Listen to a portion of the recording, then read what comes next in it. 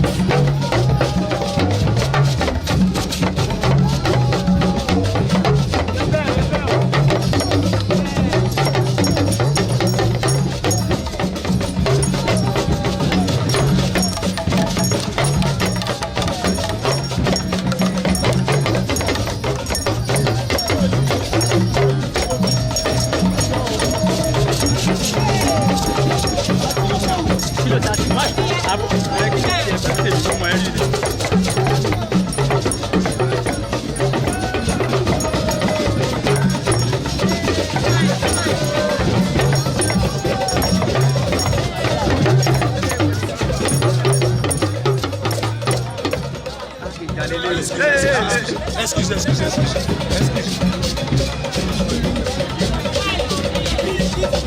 Please.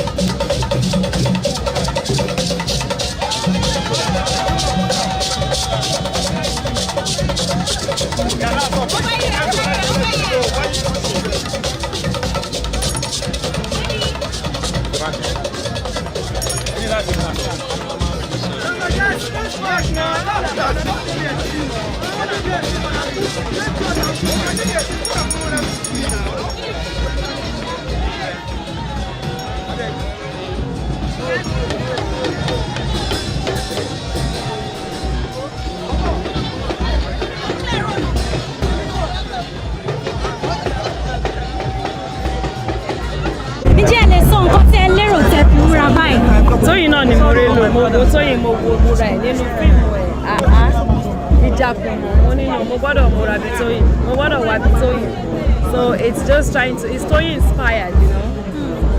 Kí lè sọ fún wa nípa sinimá ìjàkùmọ̀ yìí bó tilẹ̀ jẹ́ pé àti ìwò. It's gonna be nice èmi náà ò tí wò ó bá láfẹ́jọ́ wò ó bọ̀ ṣùgbọ́n pẹ̀lú polówó tá à ń wò a mọ̀ pé ó máa lárinrin a lè mọ̀ pé ó máa dùn. ẹ jọ̀ọ́ máa ṣe lè parí òwe yìí fún mi. Mi ò lè parí kí ni mo wé o. ẹ bá wa kí àwọn aráalé. olólùfẹ́ mi pátápátá mo ń kí yín o ẹ kú ọdún o ẹ̀mí aṣọ́pọ̀lọpọ̀ láyé o a máa ṣọdún mọ́dún nínú àlàáfíà àti ìfọkànbalẹ̀. Tóyìn ìwọ ṣáà máa ṣe bó ṣe ń ṣe lọ ṣáà kọjúmọ́ṣẹ́ kò dẹ̀ máa ṣe bó ṣe ń ṣe lọ Ọlọ́run ọba tó wà lókè a máa gbé ẹ lékè á dẹ̀ máa gbé ẹ sókè. ẹ kí àwọn ènìyàn yín kọ́ mo ti kí wọn. wọ́n ti kí wọn wọ́n ti yàn ẹ ṣe mọ̀.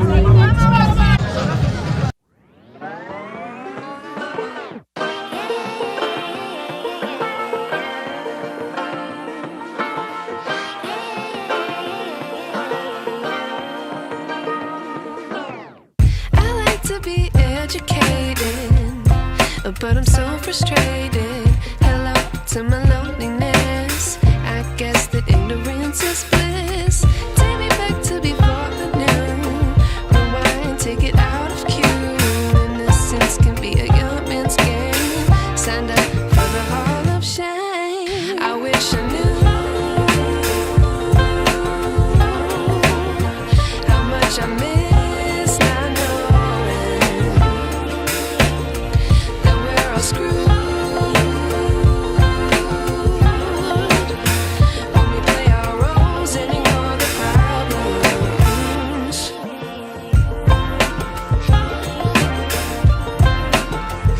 Thanks for watching this video. Please don't forget to click on subscribe button. Kindly comment and share. We drop new videos daily. Thank you. God bless you.